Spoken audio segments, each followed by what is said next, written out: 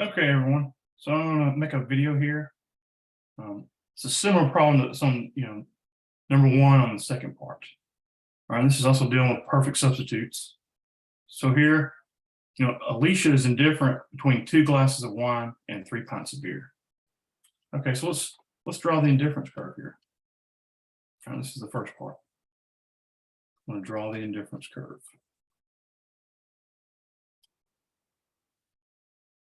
Okay, so let's just put wine on the y-axis and beer on the x-axis. She's indifferent between 2 glasses of wine and 3 pints of beer. Okay, and so any combination will do here. So here it would be like the first indifference curve you can draw. Okay, well, so that means if she drank 2 more wines, that would be 4. And this would be the equivalent to drinking 3 more beers, which would be 6. So you're always going to have this 2 to 3 ratio here. Okay. And so what's the slope of this difference curve? Well, it's 2/3. And so this slope's important when you're trying to determine what's the optimal bundle here once you're given like an income and price. And so that's what we'll do now. Okay, so we'll draw well, we won't draw it first. I'll go through like how do you know which goods are consumed first. So part B here. Let's get this. There we go. Let's write down our slope too. We'll still need that. Slope of indifference curve is 2/3. Okay. Now for part B, we're going to say that she has an income of $36. The price of wine is $8, and the price of beer is $6. Okay. All right. So what's the slope of budget constraint? Remember, it's the price of good X over the price of good Y. And here the price of good X, and that's beer. Price of good Y is the wine, so that's $8. So the slope is 3/4. Okay, so there's different possibilities. Like when we're doing perfect substitutes, a lot of times the optimal bundle is going to be all or nothing. All right, that's what we're going to call corner solutions. And I'll illustrate that in a minute. But first, I'll tell you which item she's going to consume here. All right. So if the slope of the difference curve is steeper than the budget constraint, then good X is consumed. Okay, so it means beer will be here. In this case, it would be beer is good X based on the x-axis. Now, is this the case?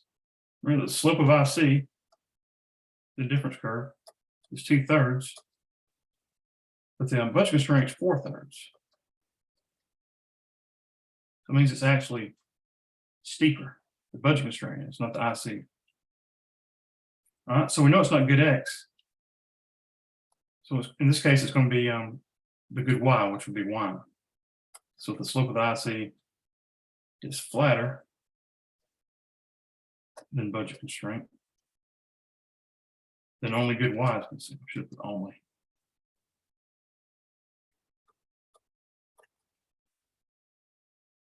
In this case, it will be wine.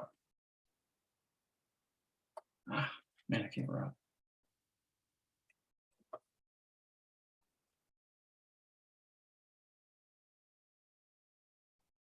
Well, it's not letting me get.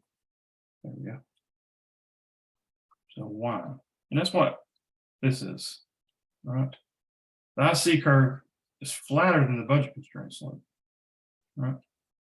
So you're going to consume only wine. Now, if they're equal, so let's say if the budget constraint slope was 2/3, then this person would be indifferent between each good. Right? They don't care which one they're consuming. Right? They can spend all their money on wine. They can spend all their money on beer. or they could keep spending it in the same, 2/3 ratio. All right.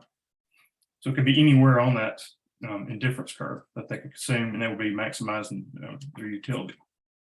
All right. So this last part will, so you understand this visually, we'll draw the budget constraint first, and then we'll talk about like what's going on and how when you're maximizing your utility, like you're going to keep pushing, like we said, the indifference curve up as far as you can.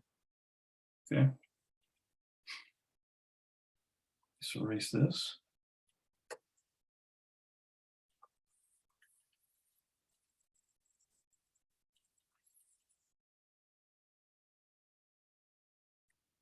All right. And we had wine on the y-axis, beer on the x-axis. So let's draw our budget constraint first. Remember we said price of wine is $8. Price of beer, $6. The income is 36. So here on the x-axis, what's this going to be? Well, it's going to be 36 divided by the price of wine. And that's 4.5. Okay. What about beer? That's going to be 36 divided by 6. That's going to be 6 right here. Okay. We'll draw a straight line connecting them.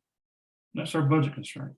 All right. What were some of these other indifference curves that we drew at first? Well, remember one was 2 wine, 3 beer. That was one of our first indifference curves. And we drew another one where it was 4 wine. Ah, shoot. Man, I can't draw.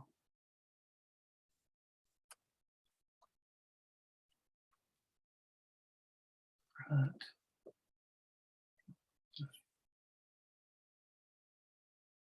There we go. So this is hitting on the budget constraint, the second indifference curve we had. All right, indifference curve 2. As you can see, though, we can still push this up. We can afford more wine here. Right? Okay, and so we want to push these indifference curves up as far as we can. So you can push the indifference curve up further now, where it hits on this point right here. This would be the third indifference curve. And this is where you have the corner solution right here at 4.5 cups of wine, glasses of wine. Sorry. Yeah. That's your optimal bundle. Okay. Now, what would happen if, like we said, this was the indifference curve was actually steeper than the budget constraint. All right, let's say price of wine is, let's say 10. Yeah. Price of wine is $10. The price of beer is $6. Okay. So let's redo this. Let's call this the second case. The price of wines went up here. Let's show what happens. We'll get a totally different answer this time.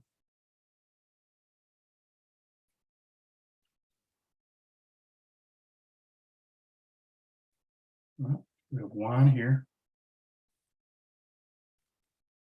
beer here. Beer is the same. We can, we can purchase 6. The price of it hasn't changed. But wine, because it's went to 10, you can only buy 3.6 now. All right.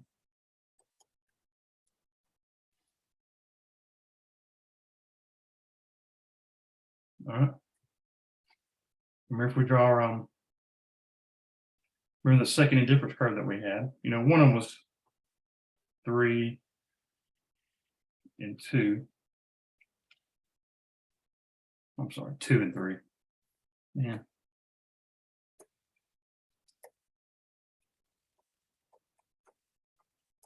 Two. This one was 3. All right, we can still go up further. We can still afford more. All right, so if you go up to the next spot, 4 and 6. Well, now this is as far as you can go up. So, and it's hitting on the corner solution here for beer.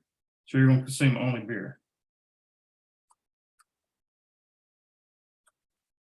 And it's going to be 6 pints. Okay. That's because now the IC curve, the difference curve, is actually steeper. Right, these IC curves, their slope's actually steeper now than the budget constraint.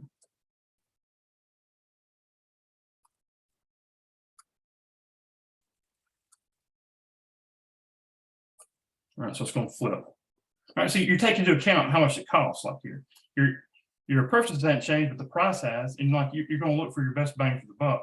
And most of the time, these perfect substitutes, you're going to consume all of one or the other, unless the slope of the budget constraint and IC curve are equal to each other. In that case, you're indifferent. All right. So let's say if it was 2/3, then you consume, either wine or beer. It doesn't really matter to you, the combination. As long as you're spending all your money on one or the other, it doesn't really matter, or any type of combination. All right, I hope this helps.